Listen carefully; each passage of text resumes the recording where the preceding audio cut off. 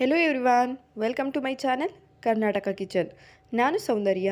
ಇವತ್ತಿನ ವಿಡಿಯೋದಲ್ಲಿ ಒಂದು 3-4 ನಿಮಿಷ ಟೈಮ್ ಇದ್ದರೆ ಸಾಕು ಒಂದು ಮೊಸರು ಸಾಂಬಾರನ್ನ ರೆಡಿ ಮಾಡ್ಕೊಳ್ಬೋದು.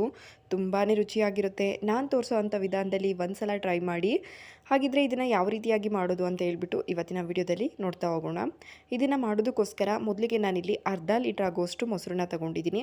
ಇದಕ್ಕೆ ರುಚಿಗೆ ಎಷ್ಟು ಬೇಕು ನೋಡಿ ನೀವು ಉಪ್ಪನ್ನು ಸೇರಿಸ್ಕೊಳ್ಬೇಕಾಗತ್ತೆ. ಉಪ್ಪನ್ನ ಸೇರಿಸ್ಕೊಂಡು ನೀರನ್ನು ಹಾಕ್ಕೊಳ್ಬಾರ್ದು, ಹಾಗೆಯೇ ಇದನ್ನು ಬೀಟ್ ಮಾಡ್ಕೊಳ್ಬೇಕು. ನೋಡಿ, ಈ ರೀತಿಯಾಗಿ ವಿಸ್ಕರಲ್ಲಿ ಚೆನ್ನಾಗಿ ಬೀಟ್ ಮಾಡ್ಕೊಳ್ಳಿ. ವಿಸ್ಕರ್ ಇಲ್ಲ ಅಂತ ಅಂದರೆ ಸ್ಪೂನಲ್ಲಿ ಕೂಡ ಮಾಡ್ಕೊಳ್ಬೋದು. ಕ್ರೀಮಿ ಟೆಕ್ಸ್ಚರಲ್ಲಿ ಬರೋವರೆಗೂ ಕೂಡ ಚೆನ್ನಾಗಿ ಈ ರೀತಿಯಾಗಿ ಬೀಟ್ ಮಾಡ್ಕೊಳ್ಬೇಕು. ಯಾವುದೇ ಕಾರಣಕ್ಕೂ ನೀರನ್ನು ಸೇರಿಸ್ಕೊಳ್ಬೇಡಿ. ನಂತರ ಇದಕ್ಕೆ ಒಗ್ಗರಣೆ ಮಾಡ್ಕೊಳ್ಳೋಣ. ಒಂದು ಕಡಾಯಿಗೆ ಎರಡು ಟೇಬಲ್ ಸ್ಪೂನ್ ಆಗುವಷ್ಟು ಎಣ್ಣೆನ ಸೇರಿಸ್ಕೊಳ್ಳೋಣ. ಎಣ್ಣೆ ಬಿಸಿ ಆದಮೇಲೆ ಇದಕ್ಕೆ ಸ್ವಲ್ಪ ಸಾಸಿವೆ, ಜೀರಿಗೆ ಹಾಗೆ ಮೆಂತೆನ ಹಾಕ್ಕೊಳ್ಬೇಕಾಗುತ್ತೆ. ನೋಡ್ತಾ ಇದ್ದೀರಲ್ಲ, ಈ ರೀತಿಯಾಗಿ ಹಾಕ್ಕೊಂಡಿದ್ದಾದಮೇಲೆ ನಾವು ಹಾಕಿರುವಂಥ ಪದಾರ್ಥಗಳೆಲ್ಲ ಎಣ್ಣೆಯಲ್ಲಿ ಚೆನ್ನಾಗಿ ಸಿಡಿಬೇಕು.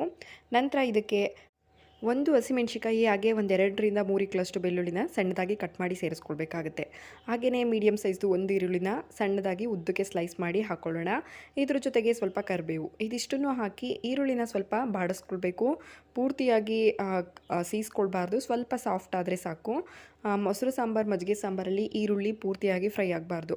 ನೋಡಿ, ಇವಾಗ ಇದಕ್ಕೆ 1-2 ಒಣಗಿರೋವಂಥ ಮೆಣಸಿಕಾಯಿ ಹಾಗೆ ಟೊಮೊಟೊ ಹಾಕ್ಕೊಳ್ತಾ ಇದ್ದೀನಿ. ಟೊಮೊಟೊ ಬೇಗ ಸಾಫ್ಟ್ ಆಗಬೇಕು ಅಂದರೆ ಸ್ವಲ್ಪ ಉಪ್ಪನ್ನ ಹಾಕ್ಕೊಳ್ಳಿ.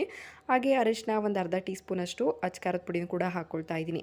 ಇದಿಷ್ಟನ್ನು ಹಾಕ್ಕೊಂಡು ಆ ಟೊಮೊಟೊ ಸ್ವಲ್ಪ ಸಾಫ್ಟ್ ಆಗೋವರೆಗೂ ಕೂಡ ಫ್ರೈ ಮಾಡ್ಕೊಳ್ಬೇಕು. ಯೂಶಲಿ ಮೊಸರು ಸಾಂಬಾರಿಗೆ ಟೊಮೊಟೊನ ಹಾಕೋದಿಲ್ಲ. ಈ ರೀತಿ ಹಾಕಿ ಮಾಡಿ ನೋಡಿ, ತುಂಬಾ ಟೇಸ್ಟ್ ಚೆನ್ನಾಗಿ ಬರುತ್ತೆ, ಡಿಫ್ರೆಂಟಾಗಿ ಕೂಡ ಇರುತ್ತೆ.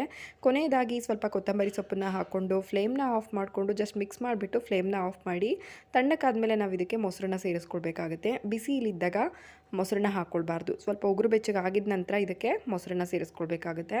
ನೀರು ಸೇರಿಸ್ಕೊಳ್ಬೇಡಿ, ಬರೀ ಮೊಸರು ಮಾತ್ರ ಹಾಕ್ಕೊಳ್ಳಿ.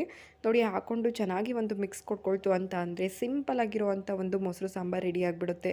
ಇದಂತೂ ಅನ್ನದ ಜೊತೆ ತುಂಬಾ ಚೆನ್ನಾಗಿರುತ್ತೆ. ಹಪ್ಪಳ ಇದ್ದರೆ ಜೊತೆಗೆ ಟೇಸ್ಟಿಯಾಗಿರುತ್ತೆ ಊಟ ಅಂತೂ. ಒಂದು ಸಲ ಈ ವಿಧಾನದಲ್ಲಿ ಟ್ರೈ ಮಾಡಿ, ಹಾಗೆ ಹೇಗೆ ಬಂತು ಅಂತ ಹೇಳ್ಬಿಟ್ಟು ಕಮೆಂಟ್ ಸೆಕ್ಷನಲ್ಲಿ ಕಮೆಂಟ್ ಮಾಡಿ ತಿಳಿಸಿ. ಹಾಗೆ ಈ ವಿಡಿಯೋ ನಿಮ್ಗೆ ಏನಾದರೂ ಇಷ್ಟ ಆದರೆ ಲೈಕ್, ಶೇರ್, ಕಮೆಂಟ್ ಮಾಡೋದನ್ನ ಮರಿಬೇಡಿ. Thank you for watching.